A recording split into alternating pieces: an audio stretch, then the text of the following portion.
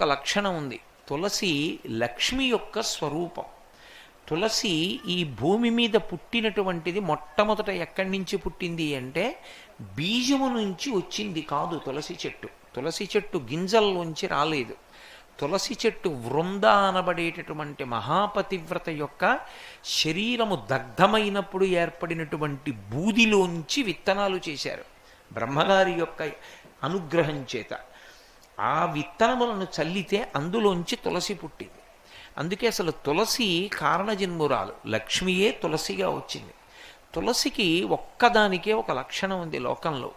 తులసి సమస్త పాపములను హరిస్తుంది. ఎందుచేత హరిస్తుంది అంటే దాని గురించి పురాణంలో ఒక మాట ఉంది. యన్మూలే సర్వతీర్థాని యన్మధ్యే సర్వదేవతై యదశ్రీ సర్వవేదేషు తులసీత్వం నమామ్యహం అని.